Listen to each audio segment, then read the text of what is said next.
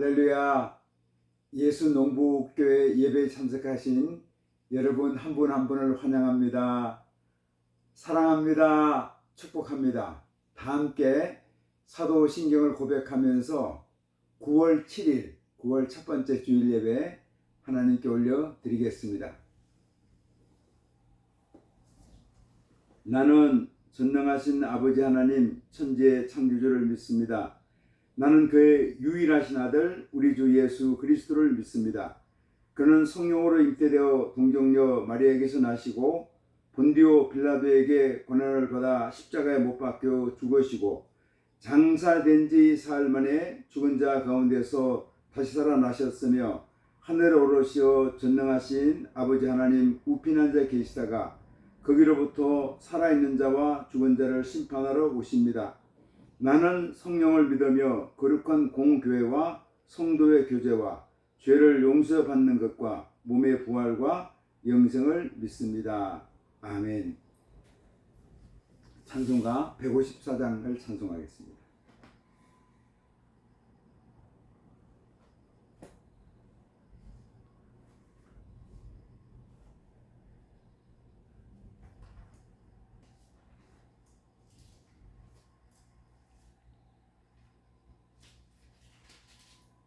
생명의 주여 멸류관 154장입니다.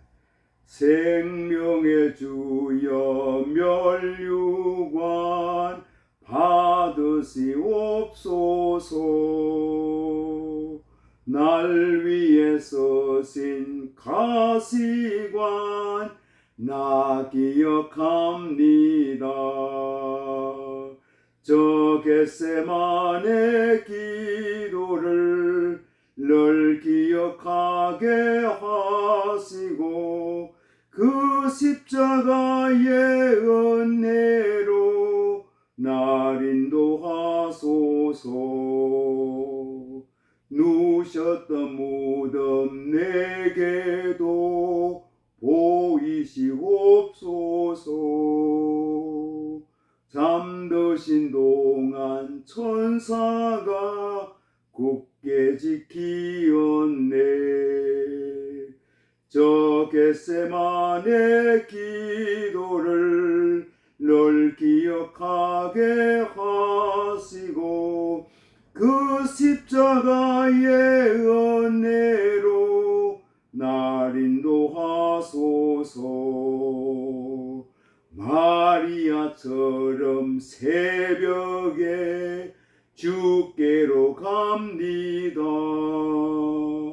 빈 무덤 내게 보이사 날 가르치소서. 저 겟세마네 기도를 늘 기억하게 하시고 그 십자가의 은혜로 날 인도하소서. 고난의 잔을 날 위해 다 마셨나이다. 나 항상 나의 십자가 감당케 하소서. 저 겟세마네 기도를 늘 기억하게 하시고 그 십자가의 은혜로 날 인도하소서. 아멘. 기도하겠습니다. 하나님 아버지 감사합니다. 저희들을 사랑하여 주셔서 하나님의 귀한 자녀로 삼아주시고 귀한 날 복된 날 주의 성소에서 예배단을 쌓게 하시니 감사합니다. 무덥던 8월날씨 이제 지나가고 9월달이 되었고 9월 첫 주가 되었습니다. 하나님 아버지 이제는 더위도 어느 정도 물러가고 조금은 신선해졌습니다. 이 9월달에 저희들 주님과 더욱 깊은 교제 나눌 수 있도록 인도하여 주시고 9월에 가을에 기도하는 주님의 자녀로 살게 하여 주시기를 아버지 하나님 소원합니다. 세상이 혼탁합니다. 정치가 혼란스럽습니다. 또 이 땅에 여러 가지 악행의 법들이 이렇게 제정되고 있습니다. 하나님 아버지, 우리 대한민국을 선하게 인도하여 주시기를 아버지 하나님 소원합니다. 어려울 때 저희들 성도들 먼저 무릎 꿇고 더 기도하게 하시고, 주님께서 우리 대한민국을 선한 방향으로, 올바른 방향으로 인도하여 주시기를 간절히 소원합니다.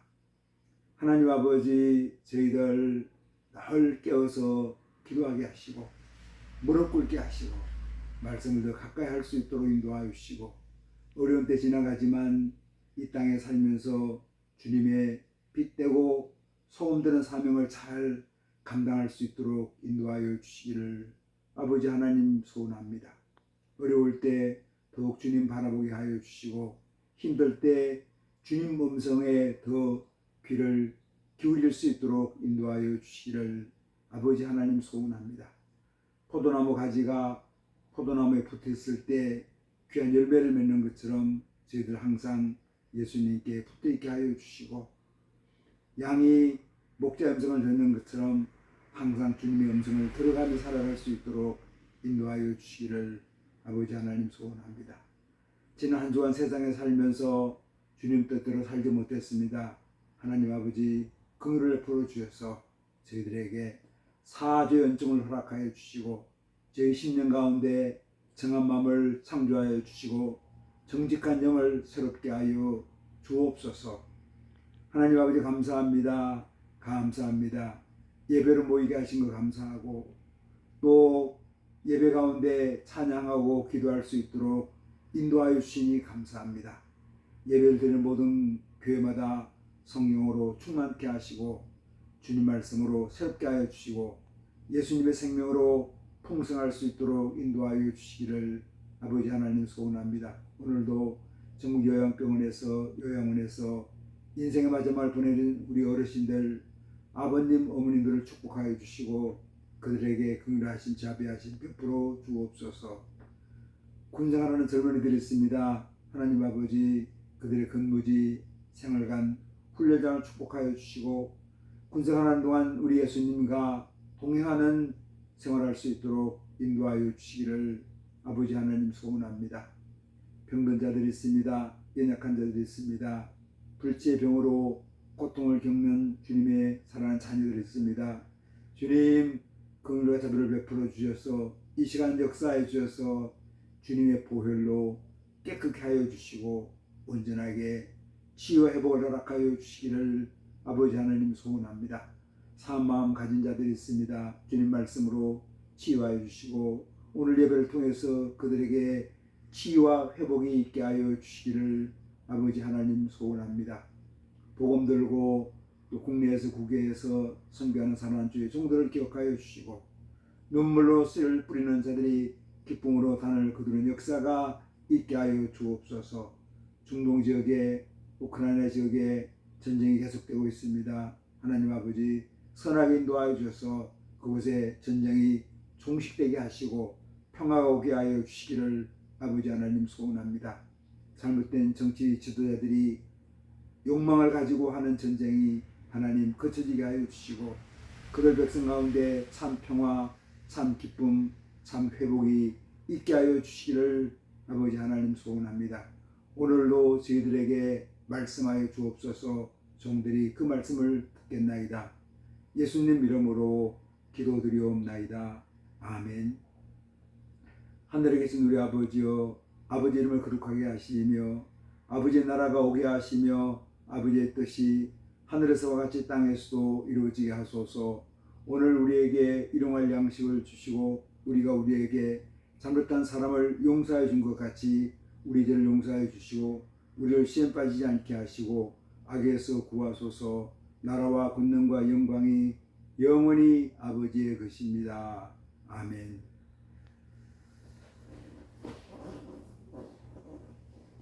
오늘 주신 하나님 말씀 고린도후서 12장 9절로 10절까지입니다. 고린도후서 12장 7절로 10절까지 말씀을 봉독하겠습니다.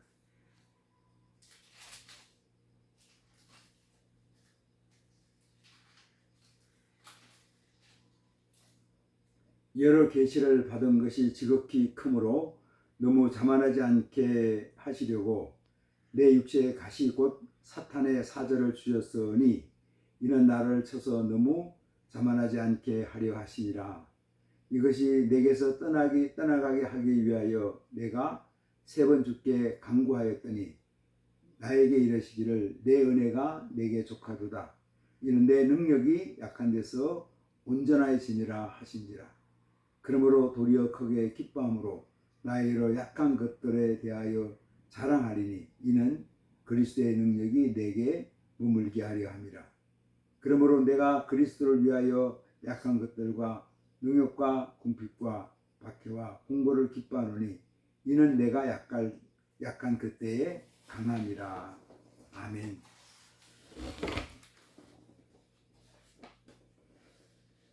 9월 달이 되었습니다.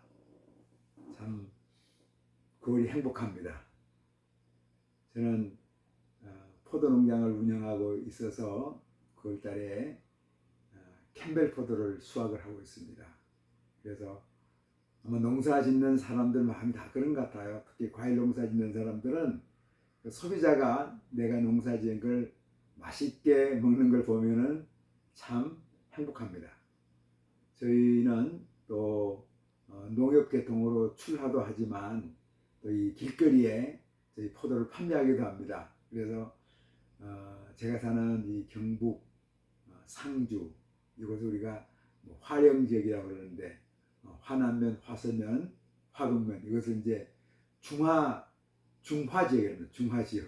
그래서 여기 이제 중화 농협도 있고 또 이 화남면에서 화서면 가는 이 보은에서 상주 가는 국도에 보면은 포도를 파는 그 길거리 판매 포도하는 분들이 많습니다. 직접 농사를 지어가지고 길거리 판매하는 건데 저도 그 중에 하나입니다. 그래서 손님들이 와가지고 포도가 맛있습니다. 그럴 때마다 참 행복함을 느낍니다. 포도라는 과일은 건강에 참 좋은 과일입니다. 모든 과일이 참 좋죠. 그런데 특히 포도는 우리에게 아주 생동감을 주고 생의 활력소를 두는 그리고 기력을 회복시키는 또 그래서 또 포도즙도 좋고 또 이제 술을 드시는 분들은 또 포도주도 적당히 들면 참 이렇게 좋은 음료죠. 제가 이거 또 포도주를 많이 마시라고 그러면 이거는 또 기독교인들 입장에서는 덕이 되는 얘기는 아닙니다. 그러나 또 이 포도주가 적당하게 마실 수 있으면은 그렇게 나쁜 것이라고 생각하지는 않습니다. 우리가 술이라는 것이 꼭 우리가 음주를 해야 되지만 일상의 술을 또 즐기는 분들은 과음하지 않고 참 이렇게 서로가 교제하는 정도로 마시면 그것은 또 우리에게 때로 활력소가 될 수 있거든요. 그렇다고 제가 술을 강조하는 건 아닙니다. 저는 술을 마시지 않습니다. 그래서 우리가 일상적인 사람들이 또 술을 즐기는 분이 많이 있으니까 우리가 한번 생각해 보는 거죠. 9월달 그래서 포도를 수확하면서 기쁨이 있는데 또 9월이 어느 때입니까? 날씨가 아주 무더운 철에서 조금은 신선해집니다. 신선해지니까 우리가 어떻습니까? 기도하기에 참 좋은 시간입니다. 말씀을 보기에도 참 좋은 시간. 또 책을 읽는 사람은 독서하기도 좋은 시간이거든요. 그래서 저녁 시간에 우리가 시간을 내서 참 기도에 집중하고 말씀에 집중하고 좋은 책도 이렇게 읽을 수 있으면 좋을 것 같습니다. 제가 계속해서 주일날은 이제 상담자의 마음이라는 제목으로 말씀을 전하고 있습니다. 저는 그렇게 생각합니다. 우리 예수님도 좋은 상담자였고 또 오늘 제가 말씀드릴 사도 바울도 참 좋은 상담자였습니다. 그리고 모든 믿음의 사람들은 저는 상담자로 생각합니다. 왜냐하면 성령님께서 훌륭한 상담자, 원더풀 카운셀러, 훌륭한 상담자이거든요. 그러니까 성령을 우리 마음에 가지고 있는, 성령을 우리 인생에 가지고 있는, 또 성령께서 역사하는, 우리 인격 가운데 역사하는 하나님의 사람들은 다 상담자입니다. 내 주변에 연약한 자들, 낙심한 자들, 힘든 사람들, 어떤 때는 힘든 사람들의 이야기만 듣고 있어도 그 사람에게 치유와 회복이 일어날 때가 있어요. 힘들게 인생을 살아왔잖아요. 지금도 어려운 거예요. 그럴 때 아무한테도 힘든 거 표현하기 어렵지 않습니까? 표현하면 또 어떻게 아이고 저 실패한 인생이구만. 아니 저놈의 인간은 왜 이렇게 하는 일마다 잘 안 돼? 저거 뭔가 문제가 있는 거 아니야? 이러니까 힘들고 어려웠던 것도 그냥 자기 속에 꼭 닫아두고 오히려 내가 실패자, 내가 힘들게 살아가는 걸 누가 알까봐 걱정하고 오히려 자기를 이렇게 우리가 위장하는 그런 일도 참 많습니다. 근데 어떻게 해야 됩니까? 솔직하게 내가 힘들어요. 내가 힘든 상태에 있습니다. 내가 힘들게 살아가고 있어요.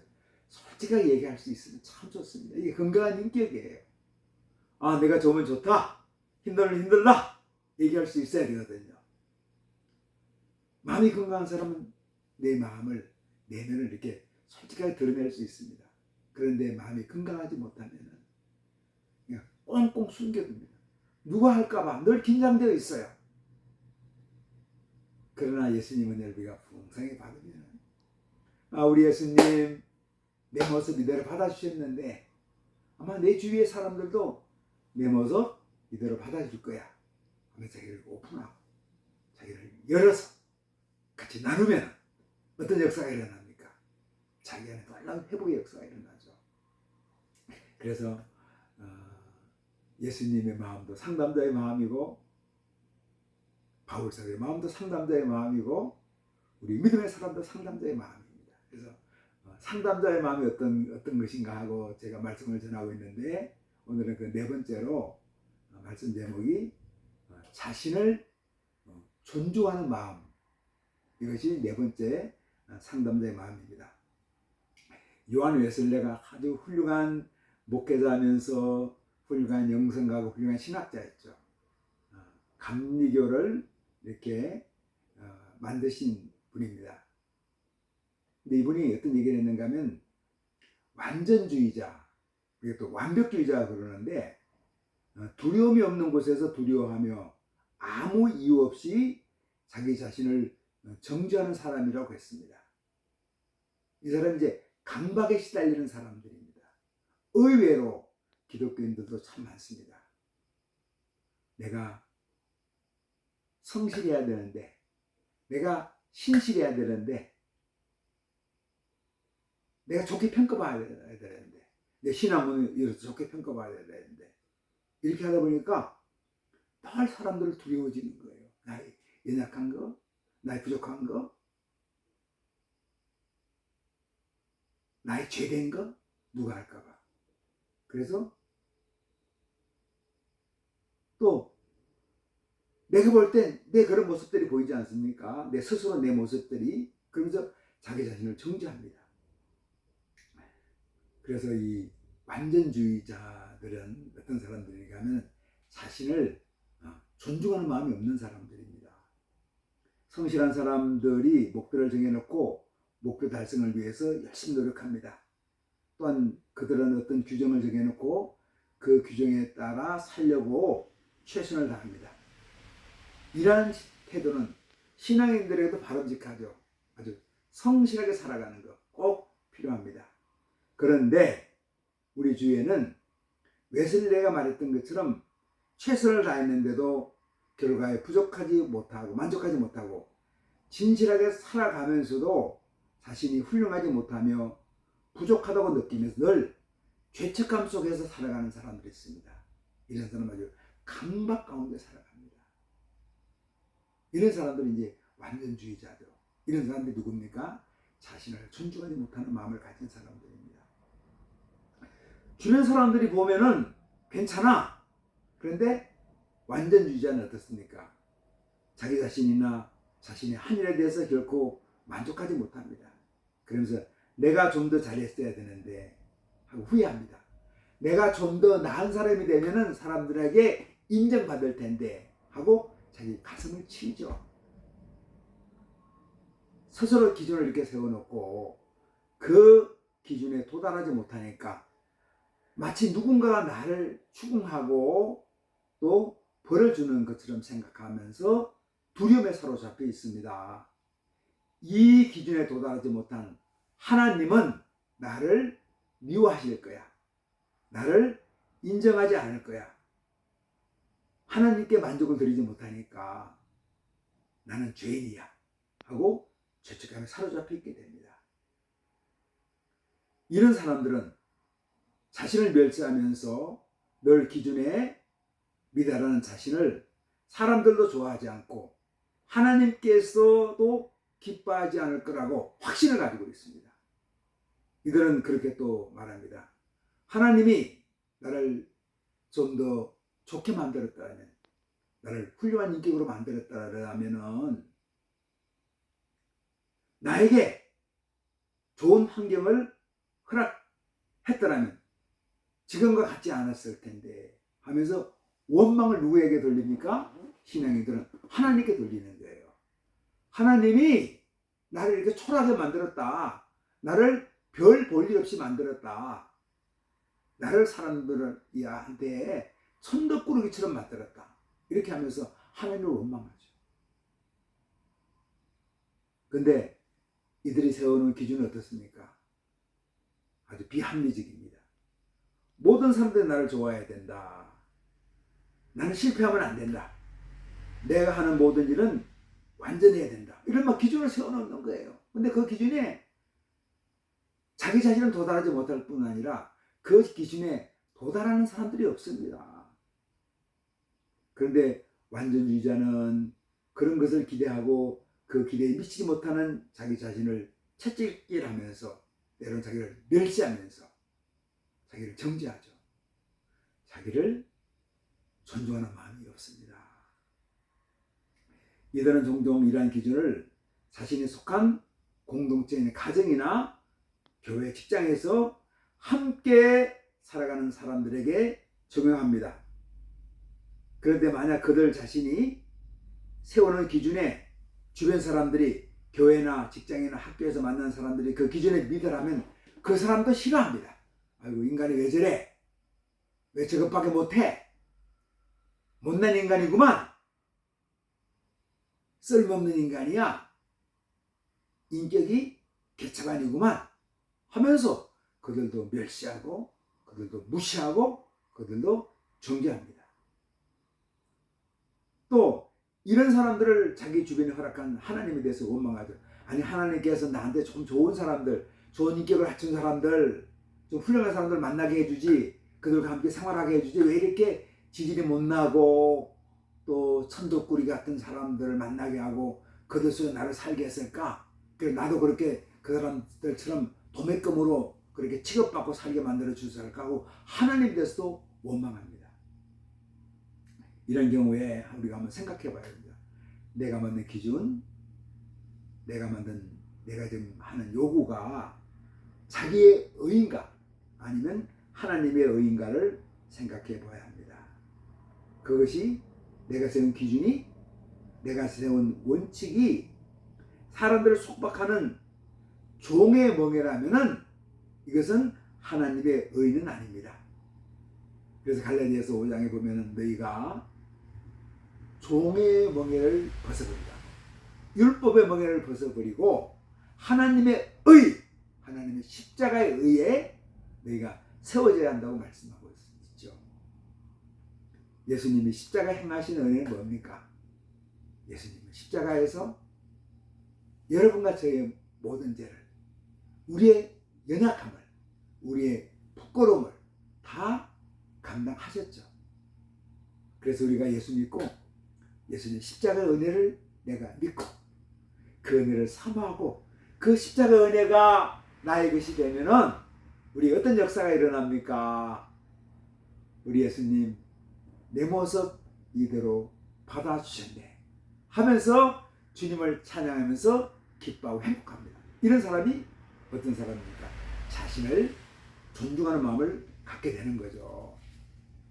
아, 내가 세운 의가 아니라, 율법의 의가 아니라, 환경의 의가 아니라 예수님께서 십자가에서 우리에게 주신 은혜, 구속의 은혜, 구속의 사랑, 구속의 은총이 우리 마음속에, 우리 인격 가운데, 우리 인생 가운데, 우리의 삶을 우리 온전히 지배하게 될 때 우리는 하나님의 의죠. 그럴 때 우리가 어떤 마음을 가집니까? 내 자신을 존중하게 됩니다. 아, 나란 인격이 초라한 줄 알았는데 참 훌륭한 인격이구나, 훌륭한 사람이구나. 그렇다고 내가 완전하다는 거 아니에요. 완전할 필요가 있는 것도 아닙니다. 연약하지만, 부족하지만, 여전히 죄 가운데 머물러 있지만 내 모습 이대로 받으신 하나님을 찬양하는 거죠. 하나님께 감사하는 겁니다.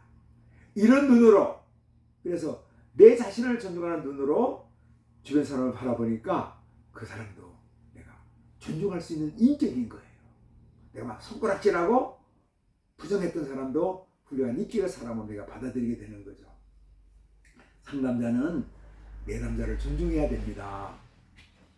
그리고 그의 인격적 가치를 인정해야 합니다. 그래야지 효과적인 상담이 이루어질 수 있습니다. 상담자를 존중하기 전에 먼저 자신을 존중해야 됩니다. 그래서 오늘 제가 말씀의 제목을 상담자의 마음, 네 번째 어떤 마음입니까? 자신을 존중하는 마음, 자신의 인격을 존중하는 마음, 자신의 삶을 존중하는 마음이라고 말씀드리고 있습니다. 자신을 존중하는 마음이 있어야 훌륭한 상담가가 되죠. 자신의 인격과 가치를 존중할 수 있어야 남의 인격과 가치를 존중할 수 있습니다.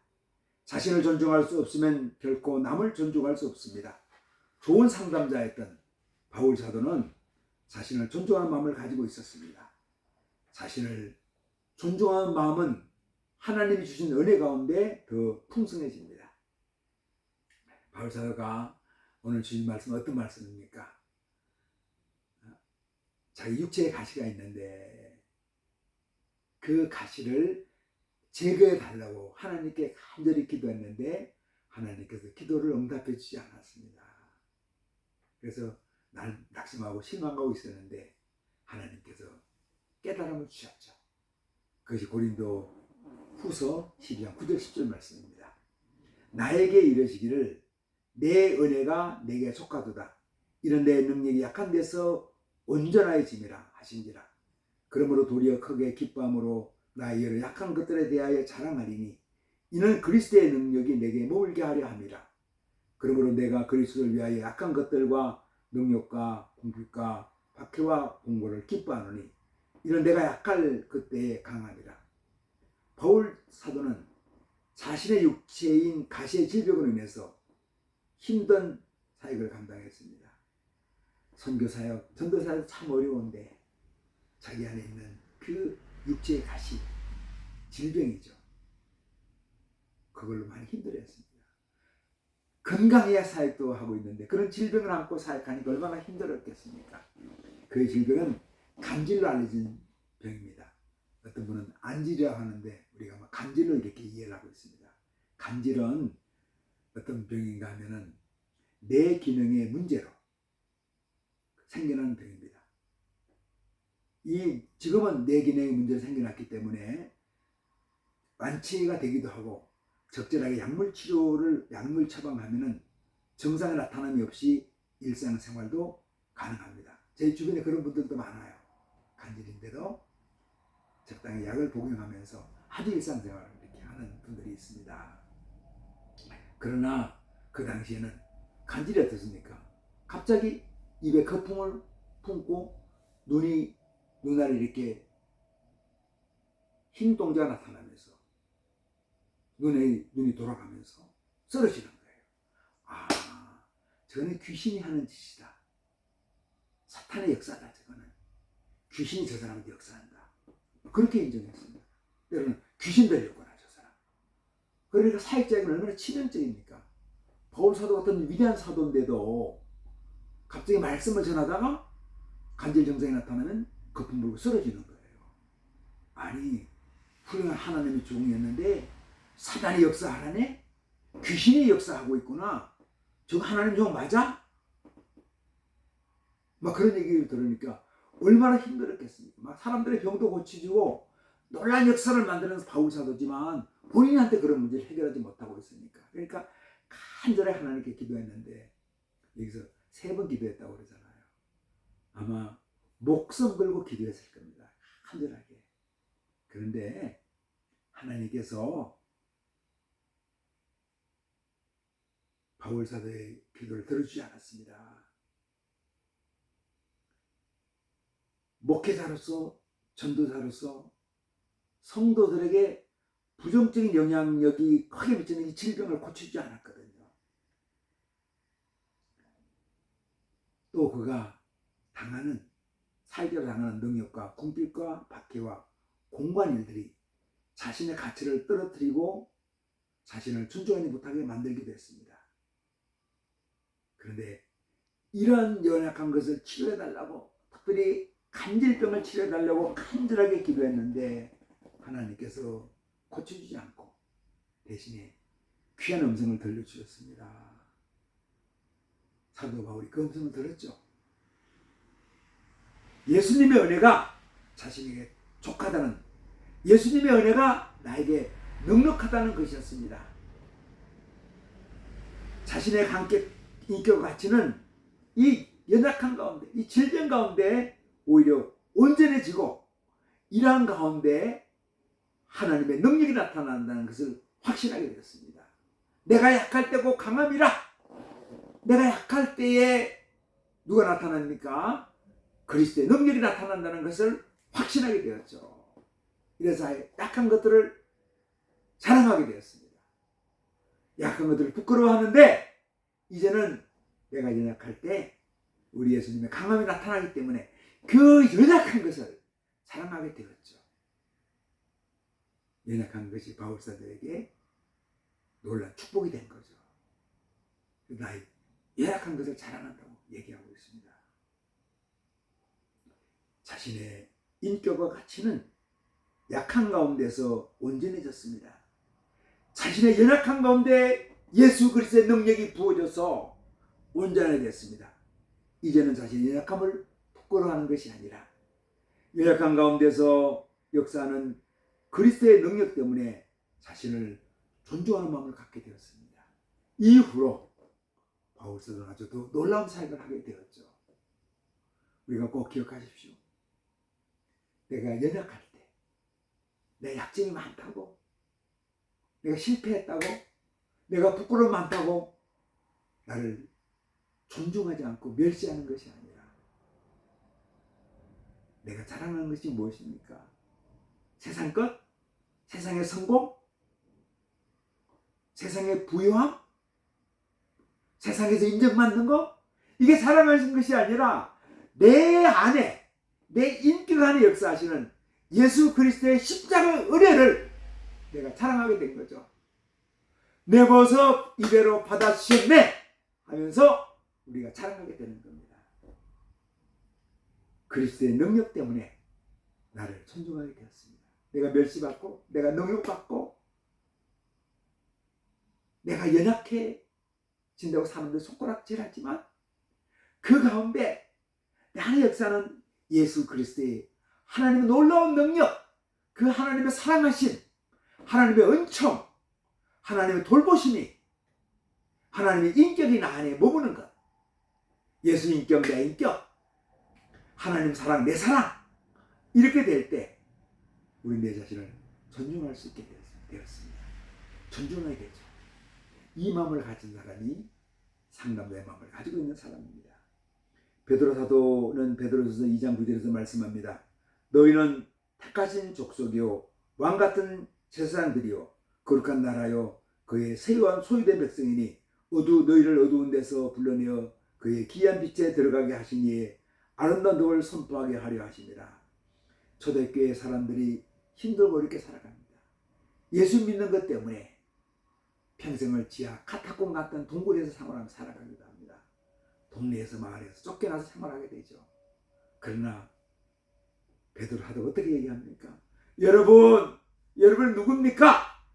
여러분은 택함 받은 백성입니다. 왕같은 제사장들입니다. 거룩한 나라입니다. 하나님이 소유한 백성입니다. 그리고 여러분을 어두운 데서 불러내어 하나님의 거룩한 빛 가운데 들어오게 했습니다. 그리고 이 아름다운 덕, 신앙을 사람들에게 알려주는 도구로 하나님께서 쓰임받게 합니다.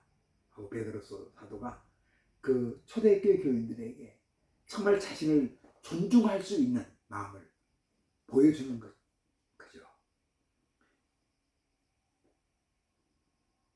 우리 주변에 열등감으로, 실패로, 죄책감으로 자신을 비하하고 학대하는 사람들이 많습니다. 그들은 자신을 존중하지 못하는 사람들이죠. 이때 예수님의 십자가 은혜로 강해진 자신을 존중하는 마음을 가진 상담자는 우리 주변 연약한 자들, 그들이 가족이든 이웃이든 교회 식구든 우리가 만나는 사람들이든 그들의 연약감을 회복시켜서 그들도 자신을 존중하는 마음을 갖게 됩니다. 그러면 그들도 누굽니까? 하나님의 축복의 통로가 되죠. 내 자신을 존중하는 마음. 내 모습 이대로 받아주셨네. 주님의 십자가에서 내 모습 이대로 받아주셨네. 이 믿음을 가지고 사는 사람은 자신을 존중하게 되고 그리고 남도 존중합니다. 우리 사회가, 우리 교회가 내가 속한 공동체가 되면 서로가 서로를 존중하는, 멸시하고 청하고 분노하고, 요즘 우리 사회가 어떻습니까? 가끔 놀랍니다. 서로 증오하고 미워 분노하는 것들이 얼마나 많은지 몰라요. 이대의로 갈라져서, 이념으로 갈라져가지고 이렇게 되면은 선거철마다 또 무슨 공동체 모임마다 이런 게 너무 많은 거예요. 아니에요. 생각이 달라고, 이념이 달라도 예수님 안에서 우리는 존중받는 사람이죠. 서로의 인격을 존중하는, 서로의 신앙을 존중하는, 서로의 삶을 존중하는, 그래서 우리의 인격과 가치가 회복되는 그런 은혜로운 삶, 아름다운 삶이 계속되기를 주님의 이름으로 축복합니다. 하나님 아버지 감사합니다. 그동안 내 자신을 멸시했는데 내 자신을 존중하는, 나의 인격과 삶을 존중하는 마음을 갖게 하여 주옵소서. 내 모습 이대로 부끄러움, 연약한 모습 그대로 나를 받아주신 그리스도의 은혜 가운데, 그리스도의 사랑 가운데 내가 사랑받는 존재, 내가 존중하는 존재임을 알게 되었습니다. 이 마음을 갖고 주변 사람들의 마음을 살려 회복시키는 주님의 상담자로, 우리가 상담자로 살아가는 우리 한신영신영대에 역사하여 주옵소서. 예수님 이름으로 기도드리옵나이다. 아멘. 이제는 우리 각 사람의 구주 되시고 우리 가정 호주 되시며 교회의 머리가 되시는 예수 그리스도의 은혜와 하나님 아버지의 놀라우신 사랑하심과 성령님의 감화, 감동, 인도하심이 여기에 모여있는 주님의 귀한 자녀들과 우리 예수농복교회 위에 주님의 이름으로 모인 모든 한국교회 위에 우리 대한민국 위에 또 세계 열방에서 주님 나라 위에 쓰는 하나님의 백성들 위에 이제로부터 영원토록 함께 계시기를 간절히 축원하옵나이다. 아멘. 할렐루야. 예배를 마쳤습니다. 수학의 계절입니다. 기도의 계절입니다. 천고마비의 계절입니다. 이 가을에 우리가 더욱 사랑하고 더욱 감사하고 더욱 기도하고 더 말씀을 사모하고 힘든 시간들이 많지만 갈등과 아픔이 있지만 우리 가까운 이웃들, 멀리 사는 이웃들 우리가 존중하며 살아가는 그런 한 주간 됩시다. 할렐루야. 한 주간 예수님의 능력으로, 예수님의 말씀으로, 예수님의 인격으로 승리합시다. 아멘.